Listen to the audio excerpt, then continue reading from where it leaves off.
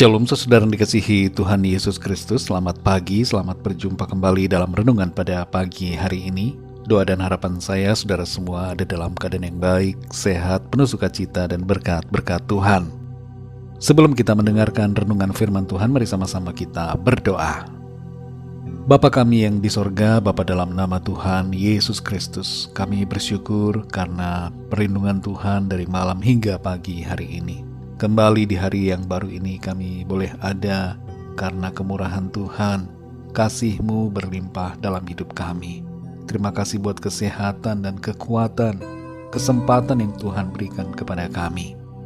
Saat ini kami mau mendengarkan sabda firman-Mu, urapi setiap kami Tuhan, supaya kami dapat mengerti akan kehendak-Mu. Dalam nama Tuhan Yesus kami berdoa. Haleluya, amin. Saudara dikasih Tuhan, pembacaan Alkitab kita pada saat ini terdapat dalam Injil Yohanes pasal yang ke-15. Saudara dapat membacanya secara pribadi setelah mendengarkan renungan ini. Saya akan membaca Yohanes 15 ayat yang ke-17. Tertulis demikian. Inilah perintahku kepadamu, kasihilah seorang akan yang lain. Saudara dikasih Tuhan, Heather Dorniden, seorang atlet lari sedang bertanding dalam lomba lari jarak 600 meter di tahun 2008. Memasuki putaran yang terakhir ia terjatuh dan para lawannya sudah mendahuluinya di depan. Tapi ia tidak menyerah, ia bangkit dan berlari lagi dengan sekuat tenaganya. Para penonton terkesima dengan kegigihannya dalam berlomba. Mereka kagum karena ia tidak putus asa meskipun jatuh dan tertinggal. Dan yang luar biasa saudara, ia berhasil mengejar lawan-lawannya dan memenangi lomba tersebut sebagai juara pertama. Dari kisah Heather Dorniden ini, kita belajar tentang sikap tidak menyerah dan tidak putus asa dalam berbagai aspek hidup kita. Seperti misalnya dalam berusaha, dalam bekerja, dalam studi, rumah tangga, keluarga, pelayanan, dan sebagainya. Dan ada satu aspek dalam hidup kita yang juga kita tidak boleh menyerah, yaitu dalam hal mengasihi sesama kita. Dalam Yohanes 15 ayat 17 ini Tuhan Yesus berkata, inilah perintahku kepadamu, kasihilah seorang akan yang lain. Mengasihi orang lain adalah perintah Tuhan, jadi perlu kita taati dan lakukan. Tuhan tahu dan mengerti bahwa bagi kita, hal ini seringkali sulit, apalagi bila yang harus kita kasihi adalah orang yang menurut kita tidak layak untuk dikasihi. Itu sebabnya ia menjadikan ini sebagai sebuah perintah bagi kita. Namun perintahnya ini bukanlah berarti bahwa tidak dapat kita penuhi. Kita bisa melakukan hal ini saudara. Pertama karena Tuhan sendiri telah memberikan kita teladan dalam mengasihi. Kedua, karena kita sendiri telah mengalami kasih Tuhan. Dan ketiga, karena Roh Kudus di dalam kita akan memampukan kita untuk mengasihi. Saudara yang dikasihi Tuhan, untuk ketiga kalinya Tuhan menyatakan perintah kepada setiap orang percaya untuk mengasihi orang lain. Sebelumnya hal ini telah dinyatakannya dan tertulis dalam Yohanes 13 ayat 34 dan juga Yohanes 15 ayat 12. Sampai 3 kali ini diucapkan, berarti ini adalah hal yang sangat penting buat kita. Standar hidup orang percaya ditetapkan oleh Tuhan begitu tinggi dan berkaitan dengan praktek hidup kita sehari-hari, yaitu mengasihi. Kita semua saudara tidak berada di atas Tuhan Yesus, kita ada di bawah Dia. Karena itu kita sudah sepatutnya meneladani kehidupannya dan mentaati perintahnya. Siapapun kita yang mengaku sebagai orang yang beriman pada Tuhan Yesus harus bersikap rendah hati dan mau mengasihi orang lain.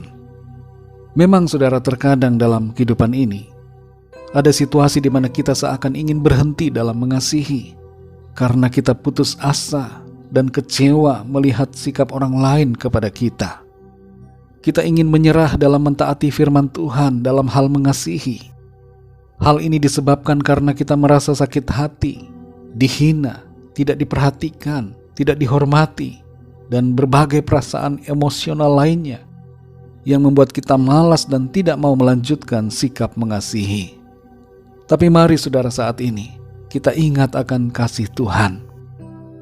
Seandainya Tuhan menyerah untuk mengasihi kita, bukankah kita sudah binasa? Tanpa kasih, bumi ini akan kosong. Tidak akan ada manusia sama sekali, karena semuanya dimusnahkan oleh Tuhan karena keberdosaan dan pelanggaran kita. Tapi bumi ini masih ada, dipenuhi manusia, dan kita masih terus mengalami kasih Tuhan setiap hari. Itu semua karena Tuhan tidak menyerah. Tuhan tidak putus asa dalam mengasihi kita. Dia sendiri bahkan rela berkorban bagi kita, menjadi tebusan bagi dosa-dosa kita. Itu karena Tuhan mengasihi kita dan tidak pernah menyerah, saudara. Mari kita pun tidak menyerah dan tidak putus asa dalam mengasihi sesama kita. Kasihilah suami, kasihilah istri, kasihilah orang tua kita, kasihilah anak-anak kita, keluarga, sesama kita, bahkan kasihilah musuh kita sebagaimana yang diperintahkan Tuhan. Mari saudara yang dikasihi Tuhan, teruslah mengasihi sebagaimana perintah Tuhan kepada kita, meskipun kasih kita itu tidak berbalas. Berbahagialah kita semua, saudara, yang senantiasa hidup dalam kasih. Sebab dengan demikianlah kita menjadi anak-anak Allah yang sempurna. Mari kita berdoa.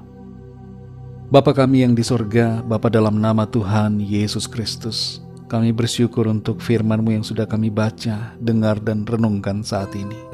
Firman-Mu memerintahkan kepada kami untuk kami mengasihi satu sama lain. Kami akui ya Tuhan saat ini bahwa seringkali kami gagal. Kami bahkan berhenti, putus asa, menyerah dalam mengasihi sesama kami. Bahkan orang-orang di sekeliling kami yang terdekat dengan kami pun, kami seringkali gagal untuk menyatakan kasih kami kepada mereka. Ampuni kami ya Tuhan, dan tolong kami, mampukan kami untuk hidup dalam kasih-Mu, mengasihi sesama kami, dengan kasih yang tulus, kasih yang tidak menuntut, seperti kasih-Mu Tuhan kepada kami. Pimpin kami selalu ya Roh Kudus, supaya kami senantiasa hidup dalam kasih-Mu Tuhan. Terpujilah nama-Mu ya Bapa. Berkati kami di sepanjang hari ini, dalam segala tugas dan aktivitas kami, dalam studi, dalam pekerjaan, dan dalam segala hal yang kami lakukan. Biarlah Tuhan yang menolong kami, menuntun dan memberkati kami. Kami berdoa bagi yang sakit dan dalam pergumulan, agar Tuhan Engkau menjamah. Alirkan kuasa kesembuhan-Mu dalam tubuh setiap kami, dan berikan jalan keluar, pertolongan-Mu yang ajaib bagi setiap kami yang sedang menghadapi masalah persoalan. Terima kasih Tuhan, kami percaya kami alami kemenangan, dan hidup kami selalu penuh dengan sukacita. Terima kasih Bapa, hanya dalam nama-Mu yang kudus, nama Tuhan Yesus Kristus, kami sudah berdoa dan mengucap syukur. Haleluya. Mari sama-sama kita berdoa doa Bapa kami. Bapa kami yang di sorga, dikuduskanlah nama-Mu, datanglah kerajaan-Mu, jadilah kehendak-Mu di bumi seperti di sorga.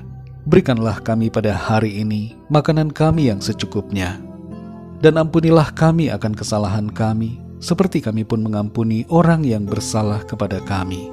Dan janganlah membawa kami ke dalam pencobaan, tetapi lepaskanlah kami daripada yang jahat, karena Engkaulah yang mempunyai kerajaan, dan kuasa dan kemuliaan sampai selama-lamanya. Amin. Terimalah berkat Tuhan. Tuhan memberkati engkau dan melindungi engkau. Tuhan menyinari engkau dengan wajah-Nya dan memberikan kasih karunia.